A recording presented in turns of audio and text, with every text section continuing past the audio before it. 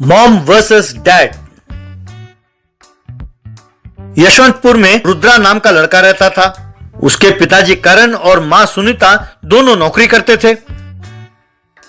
एक दिन सुमित्रा अपने पति से, अजी सुनो, हर रोज मुझे दफ्तर के लिए देर हो जाता है। रोज सुबह उठती हूँ, घर साफ करती हूँ, खाना बनाती हूँ, बर्तन धोती हूँ, फिर आपको खिलाती हूँ, फिर रुद्र को उठाती हूँ, उसे नहलाती हूँ, उसे खाना परोसती हूँ, फिर ऑफिस जाते देर हो जाती है। हर रोज मेरा बॉस मुझे डांटता रहता है।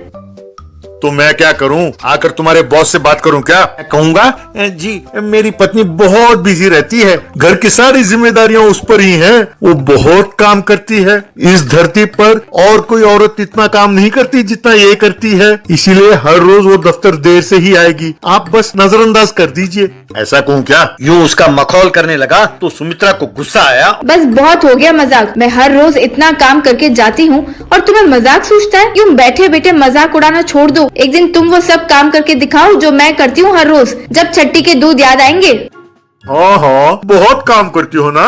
ठीक है, कल से ये सारा काम मैं करूंगा, यानी मॉम का काम मैं करूंगा। तुम मेरी जिम्मेदारी ले लो मेरी जिम्मेदारी। अगले दिन करण देर से जागा। चाय के लिए देखा तो चाय नहीं था। तब करण बिस्तर में ही चिल्लाता हुआ, ए सुमित्रा, चाय कहाँ है? माफ कीजिए, वो डायलॉग मेरा है। आज से चाय तुम बनाओगे ना?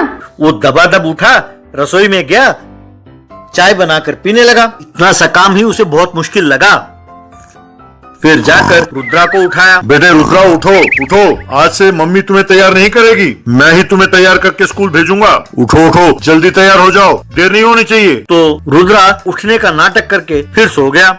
जब करण दोबारा आया और रुद्रा को सोते हुए देखा तो उसे बहुत गुस्सा आया और उसे जोर से एक लात मारा। रुद्रा रोते हुए जागा और क्यों पिताजी, आपने मुझे ऐसा क्यों मारा? कोई ऐसे छोटे बच्चों को मारकर जगाता है क्या? आपने मुझे ऐसे क्यों जगाया पिताजी? मम्मी हर रोज मुझे उठो राजा, मेरा सोना बेटा उठो कहकर उठाती है और आप मुझे यूं मारते हो। कहकर रोते हुए उठा।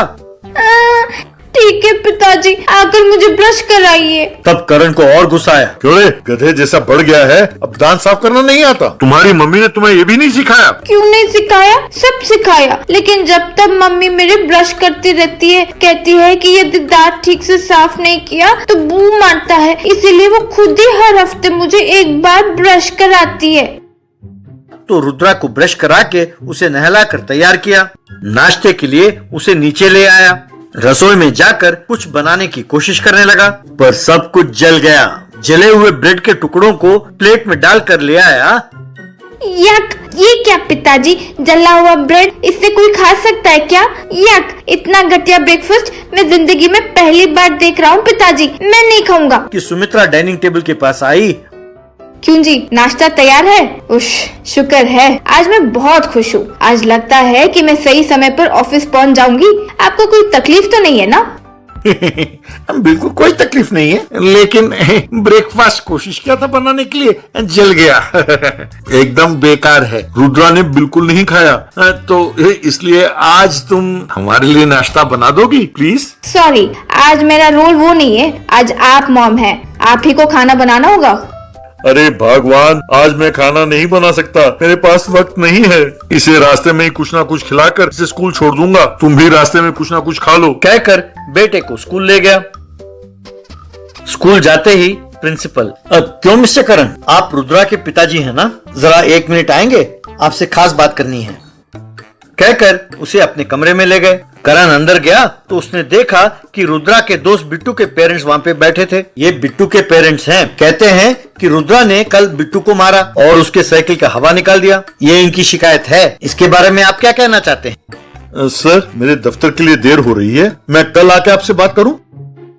ये क्या बात हुई मिस्टर करण? हम यहाँ कह रहे हैं कि आपका बेटा बात नहीं सुनता है और आप कह रहे हैं कि आपके दफ्तर के लिए देर हो रही है। तब करण के समझ में नहीं आया कि क्या, तो उसने रुद्रा के गाल में जोर से एक थप्पड़ मारा। रुद्रा रोने लगा। ये क्या बात हुई मिस्टर करण, आपने बच्चे को ऐसा क्यों मारा? अगर यही रुद्रा की माँ होती यहाँ पर तो वो प्रॉब्लम को यूं आराम से सॉल्व कर देती। वो रुद्रा और बिट्टू को अपने पास बुलाकर दोनों से ये पूछकर कि प्रॉब्लम कहाँ से शुरू हुआ, उन दोनों को प्रॉब्लम सॉल्व करके उनकी फिर से दोस्ती करा देती और उन्हें नसीहत देती कि फिर दोबारा कभी ना लड़ें। लगता है कि आपके पत्नी के पूरे सपोर्ट के कारण और सब काम वो खुद संभालती हैं, इसीलिए आपको बहुत सारी बातों की जानकारी नहीं है। ये सुनते ही करण ने अपने सिर झुका लिया। शाम को घर लौटकर सिर पकड़कर बैठ गया।